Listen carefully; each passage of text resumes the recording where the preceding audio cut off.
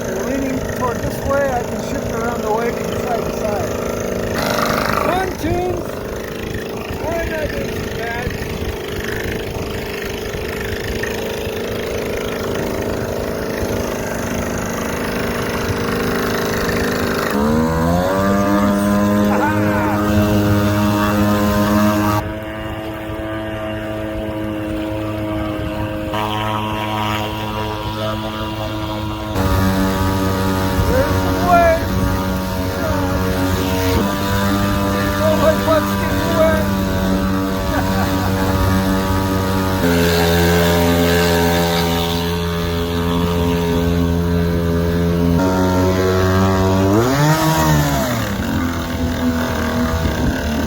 Okay, I think I may have lost my prop. We'll see.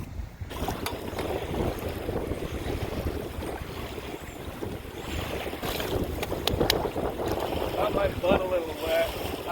Yeah, the seat's placed a little low. It's really maxed out on the load we should be carrying. I'm 185 wet, but it was fun. Always bring a fresh, clean, dry pair of clothes.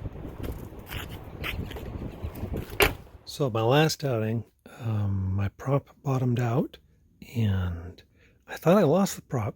There's a little groove, and that's a brass pin that goes right in there. That broke off.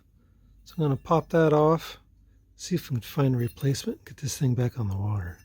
Let's see what I got. There we go. This guy here, I don't know.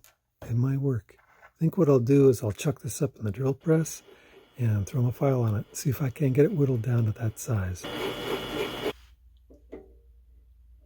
Okay.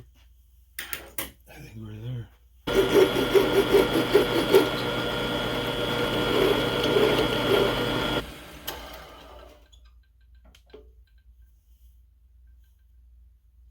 There's your pin. See if it'll fit. Voila. So this is a handy tool to have here. I've used this a lot. Cuts fish mouth ends in your tubing.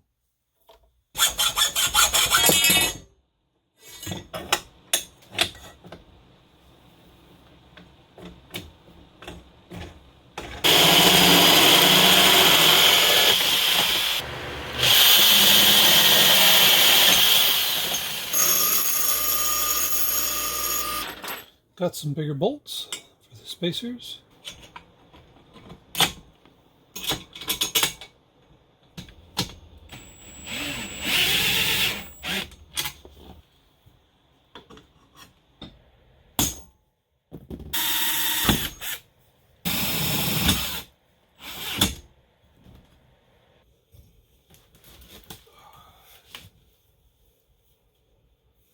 So actually these little 2.5-inch risers worked out pretty well. One problem with this is, if you recall some of the scenes where I was in some waves, you'll notice that these got splashed up against this lower bar here. And the motor mount was set pretty low. Actually, the motor could come up a little higher.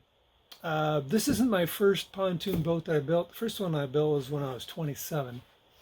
I made a kinetic racer, and I made a similar frame hooked up to a recumbent bike.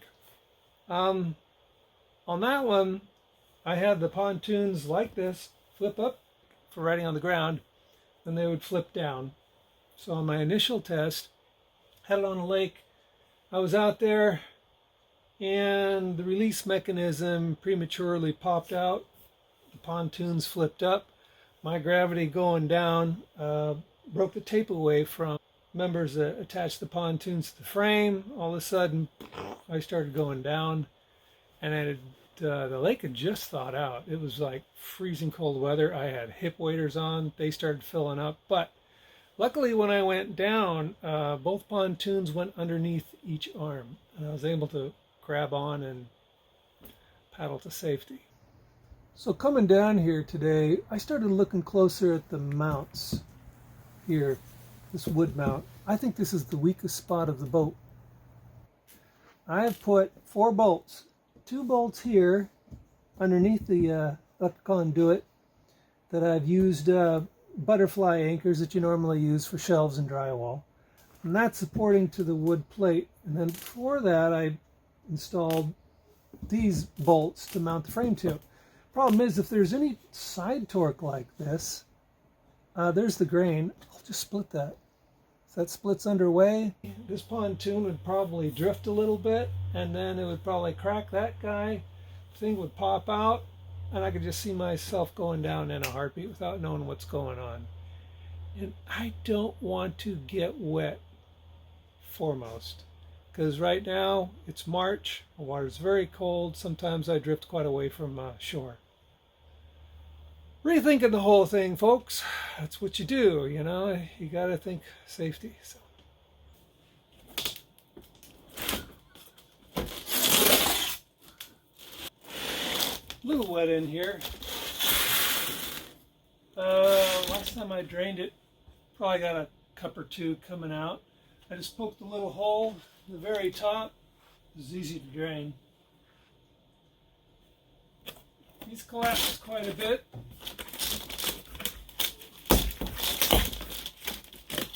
If I double these guys up, I think that would work a lot better.